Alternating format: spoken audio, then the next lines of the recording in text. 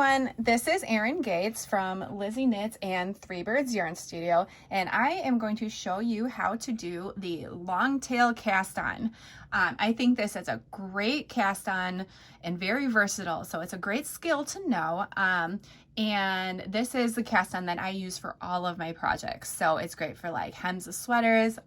When I start all my hats, this is the start of the brim, scarves, cowls, just all the projects. So let's get started. So here we go. I have my needle that I'm going to be putting the stitches on, and this pretty little color of pink yarn. Love this one. And okay, so what you need to know before we get started, you will be using 2 strands of yarn to put the create the stitches. So one strand of yarn is going to get looped around the needle, so that will be like the stitch, and then the other strand of yarn gets like kind of wrapped around the base of that loop that you made to secure it. So we've got both strands of yarn doing a different job to create this nice little cast on that's going to have a very clean edge on it. All right. So first what we are going to have to see how much we're going to need for that first tail of yarn, and then the second tail will be attached to the ball. So, you're gonna have to pull out a bunch off the skein or the ball here, and this is kind of a guesstimate. I know there's ways that you can calculate like exactly how much you're going to need to pull out, but I kind of wing it. But as reference, if I was casting on a circumference of a hat, I usually pull out like an arm's length of yarn, and then that will be my starting point. So here it would be like my arm's length of yarn that I pulled out. This is where I'm going to make the first loop, and then the other strand is still attached to the ball. Okay, so yeah, got my tail. I'm good with this amount. So we'll start for like right here. And what you need to do first is make a slip knot. So that's the first thing that's going to go on the needle. If my needles are rolling all over the place. So let's walk through a slip knot real quick if you haven't done one before. If you have, just skip over this part. So here's how I do it. You make a little twist in the yarn. So here it looks like this, and I secure it with my fingers, and then whatever strand was on the front or on the top here, this one, the front, the top, that strand is going to get moved to the back and come up through that loop you created. All right, so this part is actually going to be the part that goes on the knitting needle. The rest is the knot. So if I hold it, you can pull this tight, and that's a slip knot. And for slip knots, you get a nice, one of the strands will give you an is adjustable. So that's this one. I'll pull it and put this on my needle. Let me show you the slip knot one more time. Make the little cross, hold it. This is the one that's on the top. I want to bring that one back through to the back and up through that new loop. Okay, we can hold everything so it doesn't fall apart, but then once you pull the other tail to close it, it is secure. I'm going to put this on my needle, and where's my I always mix these up. This is the adjustable tail. Okay, so give that one a tug, not too tight. You don't want this to not be able to slide around, but you don't want like a giant space in there either. So that's pretty good. All right, now here's the fun part. Okay, I'm going to walk you through this a few times. So the slip knot, that technically is your first stitch. So you can count that as a stitch for your cast on requirements, but that's the only time you're going to do a slip knot. The rest are going to be this long tail cast on method. Okay, so now we have these long strands here. One that I had like an arm's length, and then this one's still connected to the skein here. All right, let's put on our first stitch. Well, our second stitch. That was the first one. The 2 strands are right here. Take the 3 bottom fingers, not the pinchers, you're gonna use that for something different. And I grab the yarn. Then the 2 pincher fingers, you wanna put them, see, these are still secure. These 2 fingers, put them in between the 2 strands of yarn.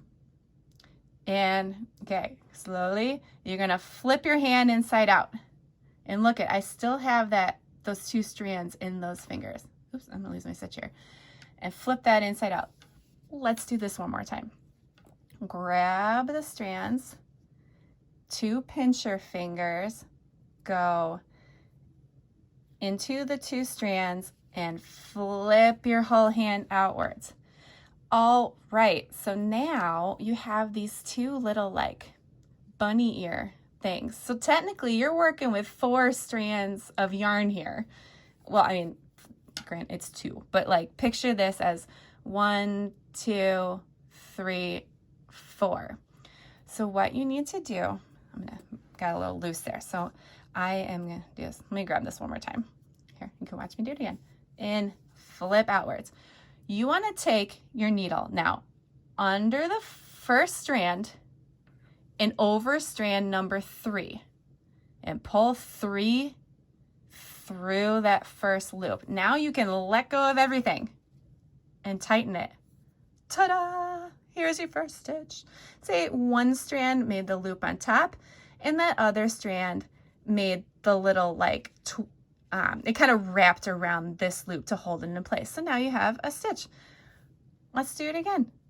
Grab the yarn, put your fingers through, flip it inside out. So remember, this is 1, 2, 3, 4. You want to take your needle under yarn 1, over yarn 3, and pull it through the loop that's on your thumb.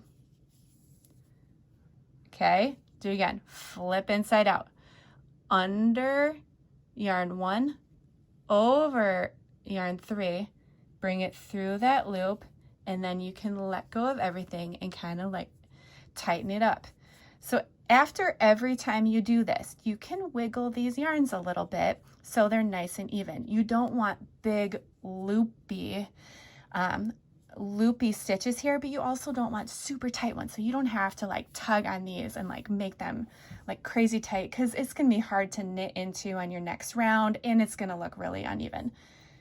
Okay, I'm going to keep doing this a couple more times. If you think you got this, go ahead and stop the video, but here, we'll go a couple more times. Grab it, pinch your fingers through, flip your hand out. See, there's all those little strands here. Under the first yarn, over the third one, and pull it through that first loop and off the needle. Okay, under the first one, over the third, and pull it through. Okay, then you can get really quick with it. See? Practice this, guys. Start the video over. If you know the Slipknot, just skip over that part, but just watch me do this in slow-mo. But I hope that I've broken it down enough.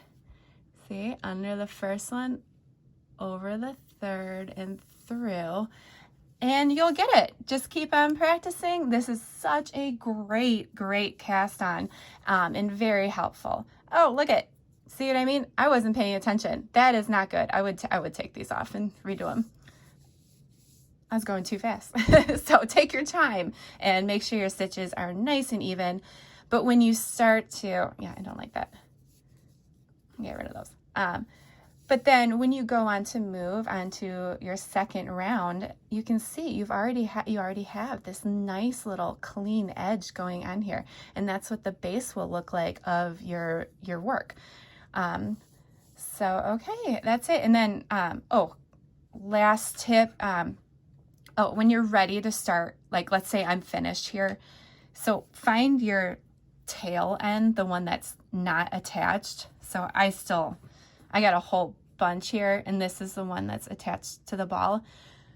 If you have leftovers here, feel free to just like trim it a little bit so it's not in the way when you're knitting, and then but leave enough so when you're completely finished you can have a tail to weave in. But if you have a bunch, you don't need to hold on to that. Okay, everyone, I hope this was helpful, and good luck with your cast on, and happy knitting. Thanks for watching. Bye.